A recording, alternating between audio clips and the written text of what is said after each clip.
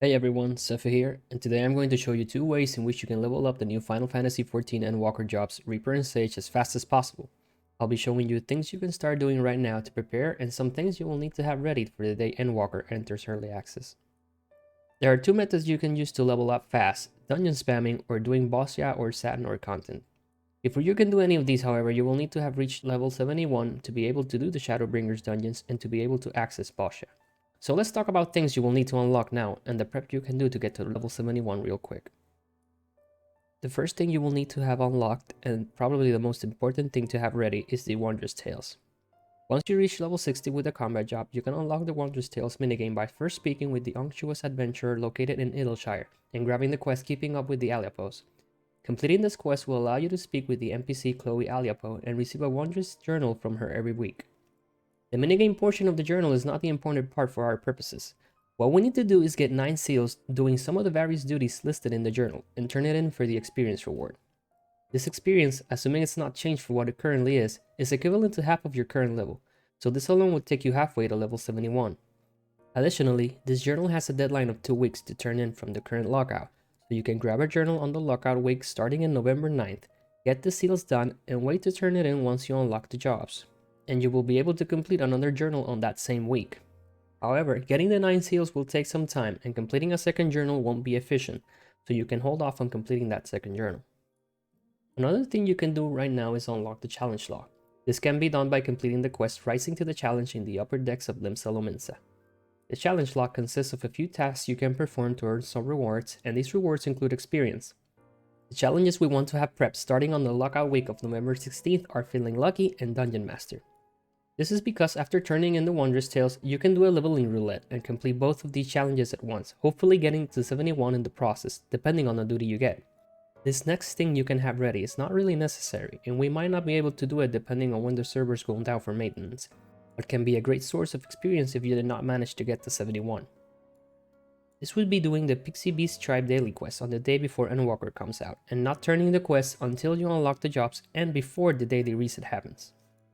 If you won't be able to log on before the reset, you can just do the Pixie Beast Tribe quests on the day of early access. However, keep in mind that this method might get nerfed in some way.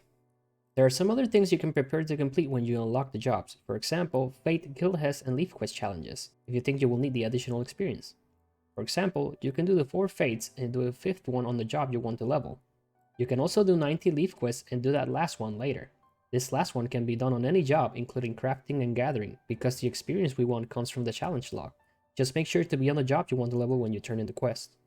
This should be everything you need to get to level 71, so now let's go into grinding methods for leveling.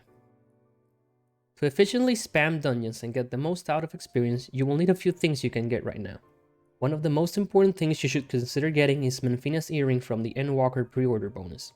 These will grant 30% additional XP up until and including level 80. An alternative to these, if you can't get it, is the Bozja Earring, which gives 10% additional experience instead. You can get the Bozja Earring from discovering 1000 lost fragments. You will also want to get a full set of level 70 augmented Skaven gear for the job you're planning to level. For Reaper, that would be the maiming set, which you can filter when looking for Dragoon gear right now, and Sage will use the healing set. This will be the best gear to use until around level 75.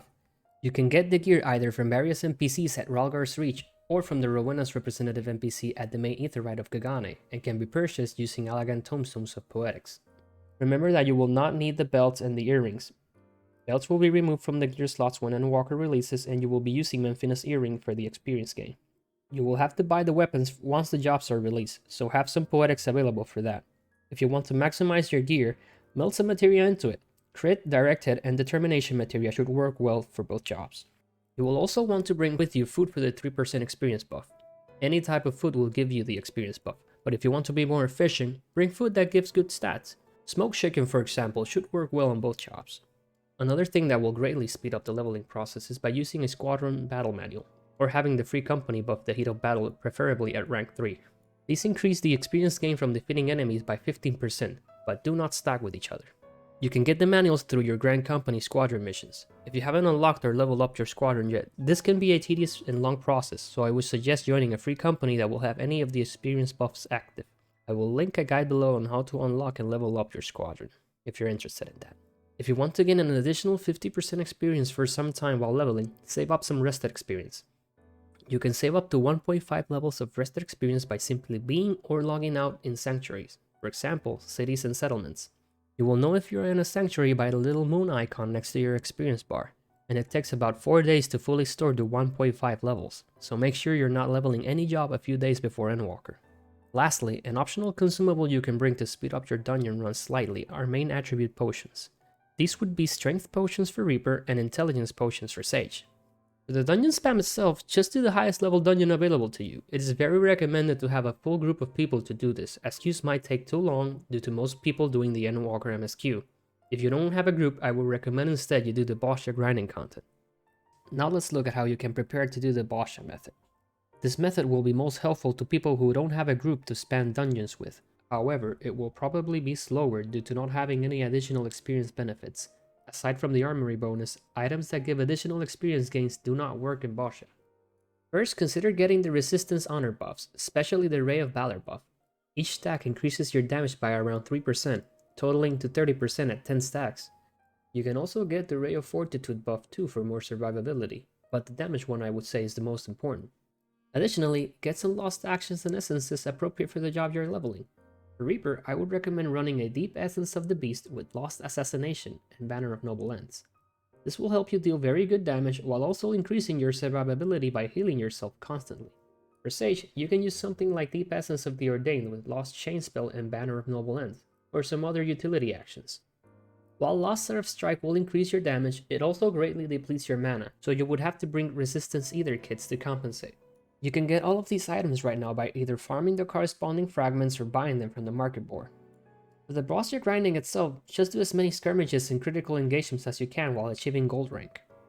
This is easier to do by forming or joining a group. You can also do the critical engagements Castrum Lycos Littori or the Dalriada, but these can take a while depending on the amount of people they join and how many of them bring actions and essences to speed it up. And that about sums up the 2 ways in which you can prepare and level up the new jobs as fast as possible. If you have any other tricks or think I missed something, be sure to point it out in the comments below. If you found this information helpful, be sure to drop a like, and if you like this type of content, consider subscribing. Thank you very much for watching, and see you on the moon!